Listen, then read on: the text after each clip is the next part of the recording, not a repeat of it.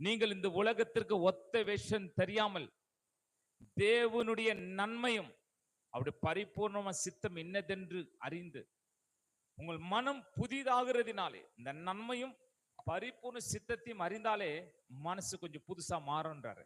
இதுக்குள்ளவே answer இருக்குதுங்க. நம்ம ஒரு இடத்துல உட்கார அழைக்கப்பட்டவர்கள் அல்ல அப்படின்னு சொல்லிட்டு யாராவது நினைச்சா ஆமீன் போடுங்க. நிச்சயமா உங்களுக்கான தீர்க்க தரிசனம் இது. கர்த்தர் உங்களை கொண்டு பெரிய காரியங்களை செய்யதான் இப்படிப்பட்ட வார்த்தைகளை உங்களுக்கு தந்து கொண்டிருக்கிறார். Come on, this is a prophetical voice. இது தீர்க்க தரிசனின் சத்தம். ஆகவே இந்த நாட்களில் இந்த சத்தம் உங்கள் காதில் கேட்கப்படும் போது உங்கள் ஜீவிதத்தில் ஒரு மறு ரூப அனுபவத்தை கர்த்தர் தரப்போகிறார். சரி, இங்கிலீஷ் வேர்ட்ல என்ன சொல்லப்படுகிறது? டிரான்ஸ்ஃபார்ம் அப்படின்னு ஒரு வார்த்தை வந்துச்சு. ஸோ டிரான்ஸ்ஃபார்ம் என்பது என்னன்னா, ஒன்று இப்படி இருக்குதுன்னா அதை மீண்டுமாய் மாற்றி அமைப்பது.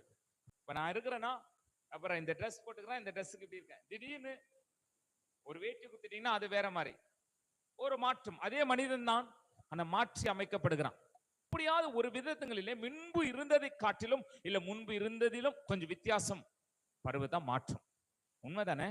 முன்பு இருந்து போல இருந்து நான் மாற்றம் அடைந்தேனாக்கா அது ஒண்ணுமே இல்லை, இது ஏமாற்றம். ஆமா, கொஞ்சம் முன்னேற்றத்துக்குள்ள வாங்க.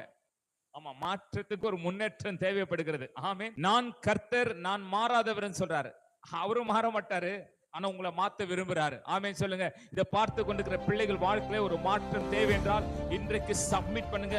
இன்றைக்கு உங்கள் வாழ்க்கையில் இந்த வசனங்கள் உங்களுக்குள்ள மாற்றி அமைக்கும். அதுக்குரிய மறுரூப அனுபவத்துக்குள்ள இங்க கொண்டு செல்லும் என்று நான் விசுவாசிக்கிறேன்.